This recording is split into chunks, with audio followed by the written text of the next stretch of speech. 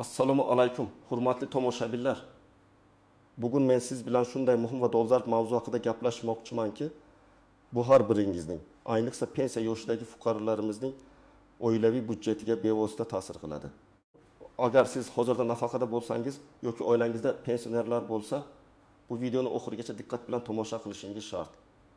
Negaki, bugun men sizga davlat tomonidan joriy qilingan yangi imkoniyatlar haqida so'zlab beraman. Ulardan foydalanmaslik katta miqdordagi mablag'ni shunchaki bo'y berish bilan barobar.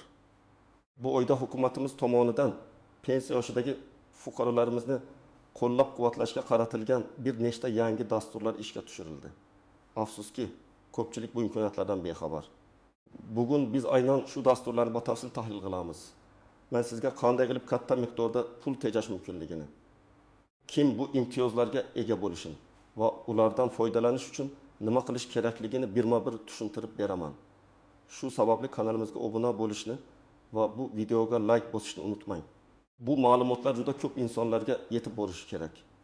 Muammoning mohiyati ilgari va hozirgi aziz do'stlar, hammamiz bilamizki, pensiyaga chiqqandan so'ng ko'pchilikning daromadlari sezilarli darajada kamayadi. Bu esa har kuni qilinadigan xarajatlarni, ayniqsa kommunal to'lovlar, dori-darmonlar va oziq-ovqat mahsulotlari uchun ketadigan mablag'ni boshqarishni ancha qiyinlashtiradi. Ilgari pensionerlar uchun davlat tomonidan ko'rsatiladigan yordam turlari mavjud edi. Biroq ular barcha xarajatlarni to'liq qoplashga yetmasdi va ba'zi sohalarda umuman imtiyozlar bo'lmasdi. Masalan, qishloq joylarda yashovchi ko'plab pensionerlar kommunal to'lovlarni to'liq o'z cho'ntaklaridan to'lashardi. Bu esa ularning oilaviy byudjetiga og'ir yuk bo'lib tushardi. Xususan, gaz va elektr energiyasi narxlarining o'zgarishi, suv ta'minoti xizmatlari uchun to'lovlar ularning ahvolini yanada murakkablashtirardi. Qish oylarida isitish uchun gaz va elektr energiyasiga ketadigan xarajatlar ba'zi oilalarning oylik pensiya daromadining yarmidan ko'pini tashkil etishi ham hech gap emasdi. Bu esa pensionerlarimizning o'zlariga kerakli bo'lgan boshqa ehtiyojlar, masalan, sog'lom ovqatlanish yoki kiyim-kechak kabi narsalarga pul tejashga majbur qilardi. Dori-darmon masalasi ham xuddi shunday edi. Surunkali kasalliklarga chalingan pensionerlar har oyda sezilarli miqdorda pul sarflashga majbur bo'lishardi. Va bu xarajatlarning bir qismini qoplash uchun mexanizmlar yetarli emas edi. Ba'zi kasalliklar, masalan, qandli diabet, yurak-qon tomir kasalliklari yoki astma kabi holatlarda dorilarni doimiy ravishda qabul qilish hayotiy zarurat hisoblanadi. Ilgari bu dorilarni sotib olish ko'plab keksa yoshdagi fuqarolarimiz uchun katta moliyaviy muammo edi. Ba'zilar hattoki zarur dorilarni sotib olishdan voz kechishga majbur bo'lishardi. Bu esa ularning sog'lig'iga jiddiy zarar yetkazardi. Shuningdek, dori-darmonlarga beriladigan cheklangan imtiyozlar faqat juda kam sonli preparatlarni qamrab olganligi sababli ko'pchilik pensionerlar bu imkoniyatlardan foydalana olmasdi. Endi esa vaziyat tubdan o'zgardi. Hukumatimiz ijtimoiy himoyani kuchaytirish maqsadida aynan pensiya yoshidagi fuqarolarimizning turmush sharoitini yaxshilashga qaratilgan yangi va yanada samarali dasturlarni joriy qildi. Bu dasturlar faqatgina umumiy yordam emas, balki aniq va sezilarli moliyaviy yengillik berishga qaratilgan. Ushbu yangi dasturlar nafaqat pul tejash imkonini beradi, balki pensionerlarimizning hayot sifatini oshirishga, ularning kundalik tashvishlarini kamaytirishga ham xizmat qiladi. Endi sizga ana shu yangi dasturlar haqida batafsil ma'lumot beraman. Toki siz ulardan to'liq foydalana olishingiz uchun barcha kerakli bilimlarga ega bo'ling. Bu nafaqat davlatning fuqarolariga bo'lgan g'amxo'rligining yaqqol namunasidir, balki ijtimoiy adolatni ta'minlashga qaratilgan muhim qadam hamdir. Birinchi asosiy dastur. Qishloq joylardagi pensionerlar uchun kommunal to'lovlarni qisman qoplash dasturi. Bu dastur ayniqsa qishloq joylarda yashovchi nafaqaga chiqqan fuqarolarimiz uchun juda katta yordamdir. Bilasizki, qishloqlarda infratuzilma shahardagiga nisbatan ba'zan murakkabroq bo'lishi mumkin va har bir xarajat ayniqsa seziladi. Ilgari qishloq joylardagi pensionerlar deyarli barcha kommunal to'lovlarni, jumladan elektr energiyasi, tabiiy gaz va suv uchun to'lovlarni to'liq o'z cho'ntaklaridan to'lashardi. Bu holat ko'pincha ularning cheklangan pensiyasining katta qismini tashkil etib, boshqa muhim ehtiyojlar uchun mablag' qolmasligiga sabab bo'lardi. Masalan, bir oylik kommunal to'lovlar qishda isitish tizimiga qarab 300 ming so'mgacha, ba'zan undan ham oshib ketishi mumkin edi. Bu esa o'rtacha pensiya miqdorining sezilarli qismi hisoblanardi. Bu esa pensionerlarimizni juda qiyin ahvolga solib qo'yardi. Ular isitish yoki o'rlikdan tejashga majbur bo'lishardi. Bu esa ularning sog'lig'iga va turmush sharoitlariga salbiy ta'sir ko'rsatardi. Endi esa shu oydan boshlab hukumat qishloq joylardagi pensiya yoshidagi fuqarolar uchun kommunal to'lovlarni qisman qoplash dasturini ishga tushirdi. Bu dastur asosiy maqsadi qishloq joylarda yashovchi pensionerlarning kommunal xarajatlarini kamaytirish va ularga moliyaviy yordam ko'rsatishdir. Dastur doirasida belgilangan me'yorlar asosida elektr energiyasi, tabiiy gaz va ichimlik suvi uchun to'lovlar qisman davlat tomonidan qoplanadi. Bu qoplash faqatgina muayyan iste'mol hajmlarigacha amal qiladi, ya'ni cheklangan miqdorda, biroq bu ham sezilarli yengillikdir. Misol uchun, elektr energiyasi uchun belgilangan miqdordan oshiqcha iste'mol qilingan taqdirda ortiqcha qismi to'liq pensionerning o'zi tomonidan qoplanadi. Bu orqali tejamkorlikni ham rag'batlantirish ko'zda tutilgan. Kimlarga tegishli va kimlarga tegishilmasligi. Bu dastur birinchi navbatda qishloq aholi punktlarida doimiy ro'yxatdan o'tgan va pensiya oladigan fuqarolarga tegishlidir. Eng muhim jihat shundaki, ushbu imtiyoz faqatgina oy xo'jaligida istiqomat qiluvchi pensionerlar soni va ularning umumiy daromadlari hisobga olingan holda beriladi. Agar siz yolg'iz pensioner bo'lsangiz yoki oilangizda faqat siz va turmush o'rtog'ingiz pensiya oladigan bo'lsangiz va sizning oilangizning umumiy daromadi hududiy pensiya jamg'armasi tomonidan belgilangan minimal iste'mol xarajatlari me'yoridan oshmasa, bu dasturdan foydalanish ehtimolingiz ancha yuqori bo'ladi.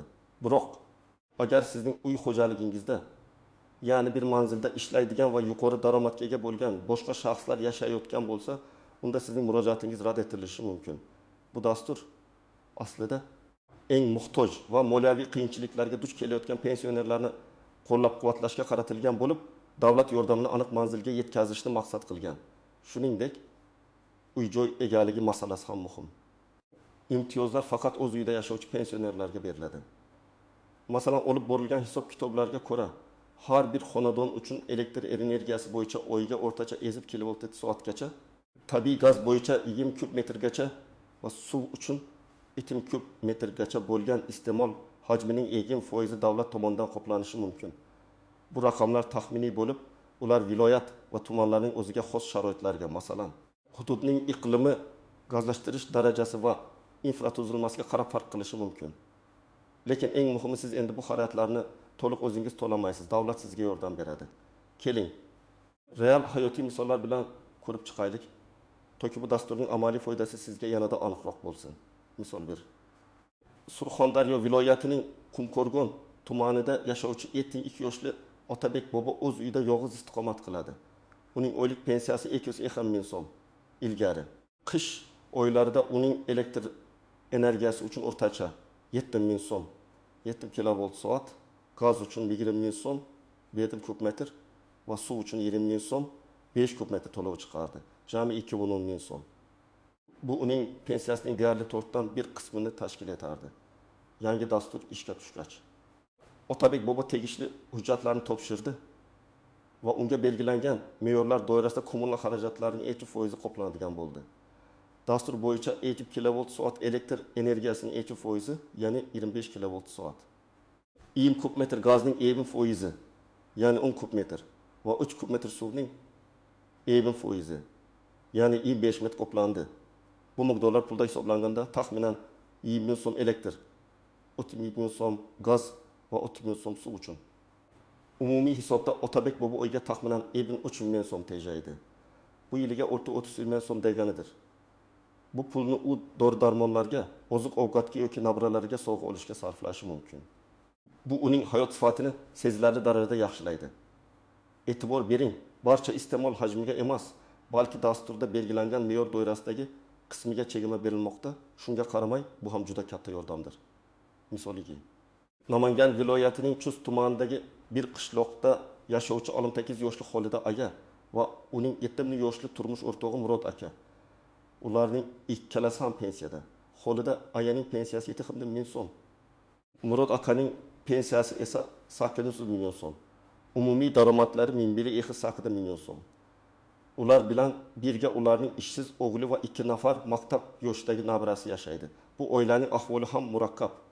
Ilgari ular oyga o'rtacha 2,5 ming so'm kommunal to'lovlarni to'lashardi. Umumiy iste'mol taqimi kilovolt soat elektr, 7 kub metr gaz, 7 kub metr suv. Dasturga murojaat qilishganda ular ham imtiyozga ega bo'lishdi. Chunki ularning uy xo'jaligining umumiy daromadi belgilangan chegaradan oshmadi va ular qishloq joyida yashaydi. Ularga ham belgilangan me'yor doirasidagi EXIM foizli qoplama taqdim etildi. Bu esa oyiga taxminan 6 ming so'm tejashni anglatadi. Yiliga bu 720 ming so'mni tashkil etadi. Bu juda katta yordam, ayniqsa ishsiz o'g'li va nabiralari bo'lgan oila uchun. Chunki ular endi tejagan pullarini bolalarning ehtiyojlariga sarflashlari mumkin. Bu dastur qanday ishlaydi? Siz yashash joyingizdagi mahalla va oilani qo'llab-quvvatlash bo'limiga murojaat qilishingiz kerak bo'ladi. U yerda sizga maxsus ariza shakli beriladi. Arizaga sizning pasport nusxangiz, pensiya guvohnomangiz nusxasi, uy daftaridan ko'chirma yoki kadastr hujjatlari, oxirgi 3 oy uchun kommunal to'lovlar kvitansiyalari va oila a'zolarining daromadlari to'g'risidagi ma'lumotnomalar ilova qilinishi kerak. Agar oila a'zolaringiz ishlamasa, bu haqda mahalla raisi tomonidan tasdiqlangan ma'lumotnoma talab etilishi mumkin. Bo'lim xodimlari sizning murojaatingizni ko'rib chiqib, belgilangan mezonlar asosida sizning huquqingizni baholaydilar. Agar sizga imtiyoz berilsa, qoplangan summa to'g'ridan-to'g'ri kommunal xizmat ko'rsatuvchi tashkilotlarga o'tkaziladi va sizning shaxsiy hisobingizda aks etadi. Siz faqat qolgan qismni, ya'ni imtiyozdan keyingi miqdorni to'laysiz. Bu jarayon pensioner uchun maksimal darajada soddalashtirilgan bo'lib, uning ortiqcha yugur qilishini talab etmaydi. Ikkinchi asosiy dastur. Qariyalar uchun dori-darmon xarajatlarini subsidiyalash dasturi ikkinchi muhim yangilik esa pensionerlarimizning dori-darmon xarajatlarini sezilarli darajada kamaytirishga qaratilgan qariyalar uchun dori-darmon xarajatlarini subsidiyalash dasturidir. Bu dastur ayniqsa surunkali kasalliklarga chalingan va doimiy ravishda dori qabul qilishga majbur bo'lgan keksalarimiz uchun juda katta ahamiyatga ega. Ilgari pensionerlar dori-darmonlarni deyarli to'liq narxda sotib olishga majbur bo'lishardi. Ba'zi imtiyozlar bo'lsa-da, ular juda cheklangan edi va ko'plab dorilar ro'yxatga kiritilmagan edi. Natijada ba'zi pensionerlar pensiyalarining yarmidan ko'pini dori-darmonlarga sarflashardi. Bu esa ularning kundalik ehtiyojlariga jiddiy ta'sir ko'rsatadi. Masalan, gipertoniya, qandli diabet, yurak-qon tomir kasalliklari kabi doimiy kasalliklar uchun oylik dori xarajati 200 milyon, 400 milyon so'mgacha yetishi mumkin edi va bu mablag'larni topish ko'pchilik uchun real muammo edi. Bu esa afsuski ba'zida davolanishni to'xtatishga yoki kamaytirishga olib kelardi. Bu esa sog'liqning yomonlashishiga sabab bo'lardi.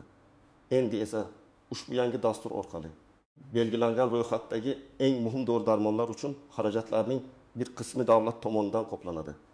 Bu dastur doirasida sizning davolovchi shifokoringiz tomonidan tayinlangan va ro'yxatga kiritilgan dorilar uchun chegirmalar yoki subsidiyalar taqdim etiladi. Bu ro'yxat Sog'liqni saqlash vazirligi tomonidan tasdiqlangan bo'lib, unda aynan surunkali kasalliklarni davolashda eng ko'p qo'llaniladigan va hayotiy muhim dori vositalari o'rin olgan. Bu ro'yxat doimiy ravishda yangilanib turiladi va eng yangi tibbiy tavsiyalar asosida kengaytirilishi mumkin. Kimlarga tegishli va kimlarga tegishli emasligi. Bu dastur barcha turdagi pensionerlarga taalluqli bo'lib, uning asosiy mezonlari sizning yoshingiz va doimiy kasalliklaringizning mavjudligidir. Ya'ni siz pensiya yoshida bo'lsangiz va tibbiy muassasada doimiy nazoratda bo'lsangiz, hamda sizga surunkali kasallik tashxisi qo'yilgan bo'lsa, ushbu imtiyozdan foydalanish huquqiga egasiz. Mazkur dasturda oilaviy daromad chegarasi birinchi dasturdagidek qattiq belgilanmagan. Chunki sog'liqni saqlash masalasi hamma uchun muhim va davlat barcha pensionerlarni qo'llab-quvvatlashni maqsad qilgan. Biroq alohida ijtimoiy himoyaga muhtoj qatlamlar uchun, masalan, nogironlik bo'lgan pensionerlar, yolg'iz yashovchi pensionerlar yoki kam ta'minlangan oilalardan bo'lgan pensionerlar uchun qo'shimcha va yanada yuqori darajadagi imtiyozlar bo'lishi mumkin. Hukumat bu dastur orqali barcha pensionerlarning sog'lig'ini saqlashga ko'maklashishni, ularning dori-darmon xarajatlarini yengillashtirishni maqsad qilgan. Ro'yxatga kiritilgan dorilar asosan surunkali kasalliklarni davolashda qo'llaniladigan hayotiy muhim va keng tarqalgan preparatlardir. Bu albatta shifokor nazorati ostida amalga oshirilishi shart. Masalan, ushbu dastur bo'yicha tibbiy ko'rsatmalar asosida tayinlangan dorilar narxining 30dan 70% gacha bo'lgan qismi davlat tomonidan qoplanishi mumkin. Bu foizlar dori turiga, uning hayotiy ahamiyatiga va pensionerning ijtimoiy ahvoliga qarab farqlanadi. O'ta zarur va o'rnini bosuvchi analoglari bo'lmagan dorilar uchun yuqoriroq foizlar belgilanishi mumkin. Ba'zi hollarda eng muhim dorilar qoplama ham nazarda tutilgan bo'lishi mumkin. Ammo bu juda kam uchraydigan holatlar bo'lib, asosan o'ta og'ir kasalliklarga chalingan yoki nogironligi bo'lgan shaxslarga tegishlidir. Keling, yana real hayotiy misollar ko'raylik. Toki bu dasturning ahamiyati siz uchun yanada tushunarli bo'lsin. Misol bega. Farg'ona viloyatining Rishton tumanida yashovchi 75 yoshli Fotima aya qandli diabet kasalligi bilan og'riydi va har oyda insulinga hamda boshqa zarur dorilarga 220 ming so'm sarflardi. Uning pensiyasi 820 ming so'm. Demak, uning pensiyasining deyarli yarmi dori-darmonlarga ketardi.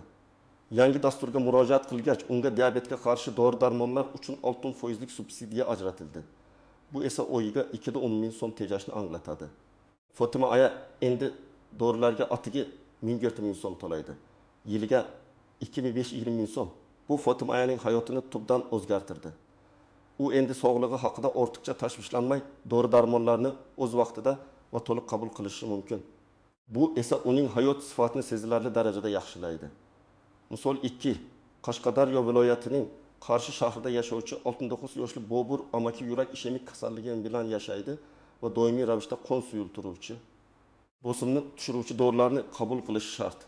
Har oyda bu dorilar uchun unga 7 ming so'm atrofida xarajat qilardi. Pensiyasi 900 ming so'm. Dasturga ko'ra o'zi qabul qilgan dorilar uchun ko'rma foizlik chegirmaga ega bo'ldi. Bu oyga baq 12 ming so'm tejash demakdir. Yiliga 1,34 ming so'm. Bu ham juda katta miqdordagi mablag' bo'lib, unga boshqa ehtiyojlarni qondirishga yordam beradi. Masalan, oziq-ovqat mahsulotlari sotib olish yoki uy xo'jaligidagi mayda xarajatlarni qoplash imkonini beradi. Bu dastur qanday ishlaydi? Siz avvalo o'zingizning yashash joyingizdagi oilaviy poliklinikangizga yoki davolovchi shifokoringizga murojaat qilishingiz kerak.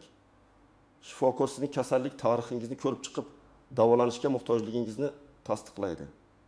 Keyin u sizga zarur dorilarning ro'yxatga kiritilganligini tekshiradi va sizga maxsus shakldagi retsept yozib beradi. Bu retseptda dori nomlari, uning miqdori va imtiyoz berilganligi ko'rsatiladi. Bu retsept davlat tomonidan tasdiqlangan maxsus shifokor retsept blankasi bo'lishi kerak. Keyin siz shu retsept bilan belgilangan davlat aptekalaridan biriga borasiz. Odatda poliklinika yo'lidagi yoki hududdagi ijtimoiy dorixonalar, ya'ni hukumat bilan shartnomasi bor dorixonalar bo'ladi.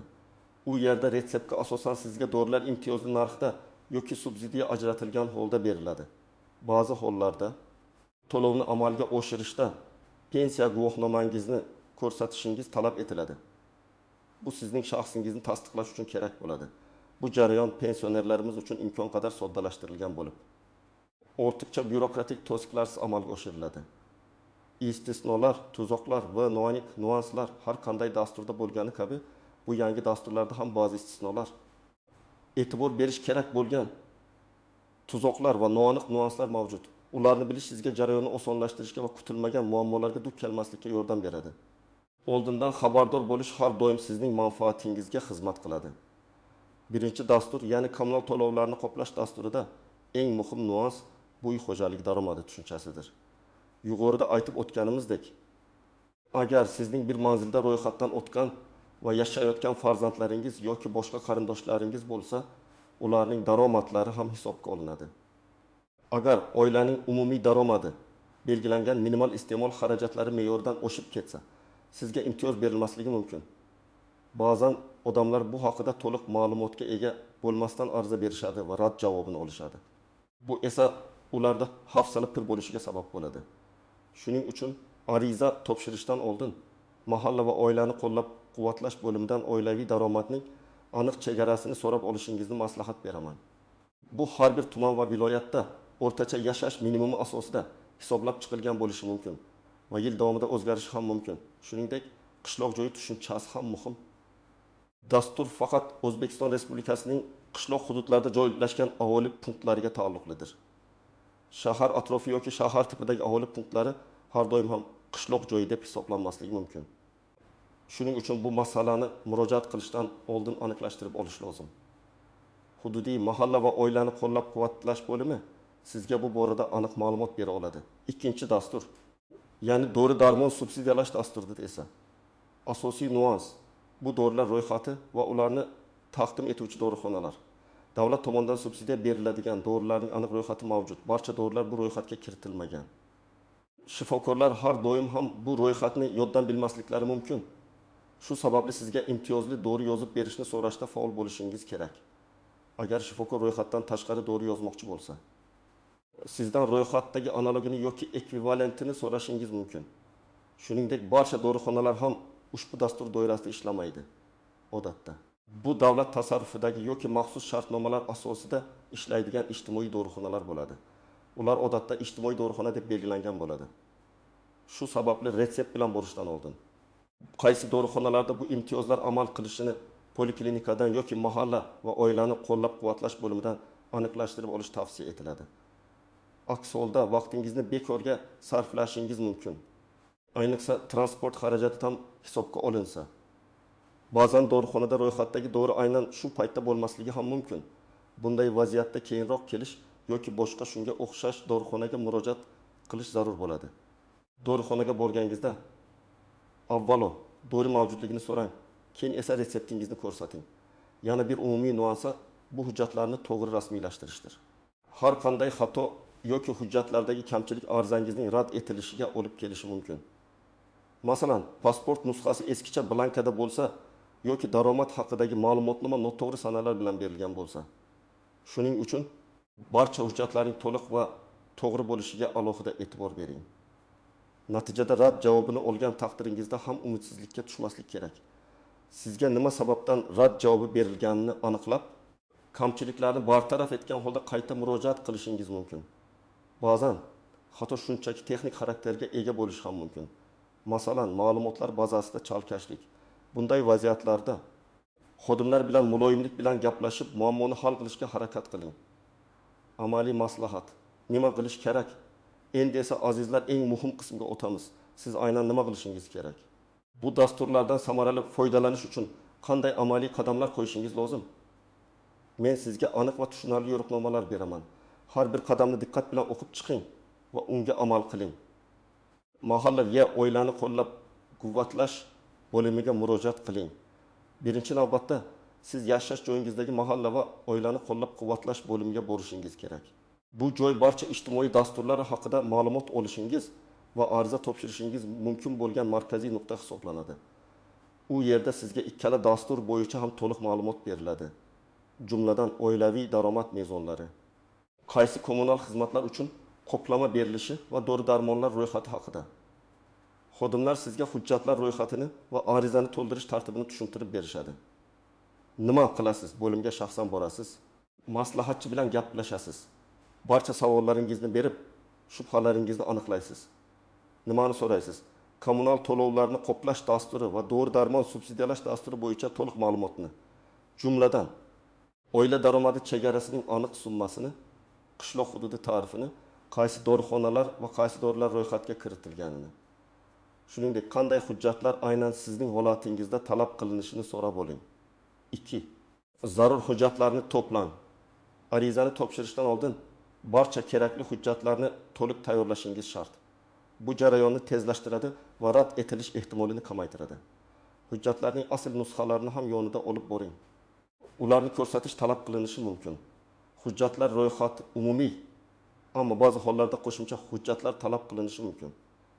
Pasport nusxasi, asl nusxasi ham yonida bo'lishi shart shaxsingizni tasdiqlash uchun. Pensiya guvohnomasi nusxasi, asl nusxasi ham yonida bo'lishi shart. Uy daftaridan ko'chirma yoki kadastr hujjatlari nusxasi sizning yashash joyingizni tasdiqlovchi hujjat, uy joyga egaligingizni ko'rsatadi. Oxirgi 3 oylik kommunal to'lovlar kvitansiyalari, kommunal to'lovlarni qoplash dasturi uchun. Bu sizning iste'mol tarixingizni ko'rsatadi. Oila a'zolarining daromadlari to'g'risidagi ma'lumotnoma. Agar sizning uy xo'jaligingizda ishlaydigan farzandlar, turmush o'rtog'ingiz yoki boshqa qarindoshlaringiz bo'lsa, ularning ish joyidan ma'lumotnoma yoki agar tadbirkor bo'lsa, soliq idorasidan ma'lumotnoma. Yolg'iz yashaydiganlar uchun bu bandga ehtiyoj qolmaydi. Faqat o'z pensiya miqdorini ko'rsatish kifoya. Agar oila a'zosi ishsiz bo'lsa, mahalla raisi tomonidan tasdiqlangan ishsizlik haqidagi ma'lumotnoma, tibbiy muassasadan ma'lumotnoma, surunkali kasalliklar mavjudligi to'g'risida dori-darmon subsidiyalash dasturi uchun. Bu ma'lumotnomani davolovchi shifokoringiz berishi shart. O'ting, ariza yozing va topshiring. Mahalla va oilani qo'llab-quvvatlash bo'limida sizga maxsus ariza shakli beriladi. Uni to'g'ri va aniq to'ldirishingiz kerak. Agar yozishda qiynalsangiz, bo'lim xodimlaridan yordam so'rang. Ular sizga xodimlardan ko'maklashadi. Nima qilasiz? Arizani namunaga qarab, barcha ma'lumotlarni aniq kiritgan holda to'ldirasiz. Ismingiz, familiyangiz, yashash manzilingiz, pensiya raqamingiz kabi ma'lumotlarni xatosiz yozing. Barcha tayyorlangan hujjatlarni arizaga ilova qilib, bo'lim xodimiga shaxsan topshirasiz. Nimani eslaysiz? Arizani 2 nusxada tayyorlab, bir nusxasini sizda qolganligi va qabul qilinganligi haqida belgi qo'yishlarini so'rang. Bu kelajakda yuzaga kelishi mumkin bo'lgan tushunmovchiliklarni yoki muammolarni oldini olish uchun muhim dalil bo'lib xizmat qiladi.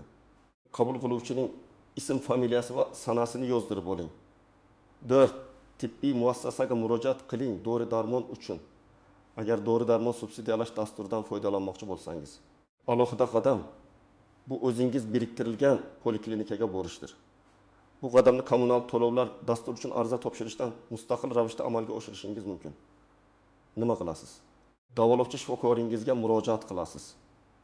Unga yangi dastur haqida so'zlab imtiyozli retsept yozib berishini so'raysiz.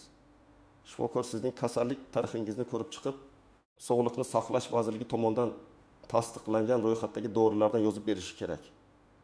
Agar birorta dori ro'yxatda bo'lmasa, shifokordan uning o'rniga mos keladigan ro'yxatdagi analogini so'rang. Nimani so'raysiz? Imtiyozli retseptni, ro'yxatdagi dorilarni. Shuningdek, bu retsept bo'yicha qaysi dorixonalarda dori olish mumkinligini so'rang. Ba'zi poliklinikalarning o'zida ham ijtimoiy dorixonalar bo'lishi mumkin. 5. Nayjani ko'ting va tekshiring. Arizangiz ko'rib chiqilishi uchun ma'lum bir muddat talab qilinadi. Bu muddat odatda 15 ish kunidan oshmasligi kerak. Shu muddat ichida sizning arizangiz o'rganib chiqiladi va qaror qabul qilinadi. Nima qilasiz?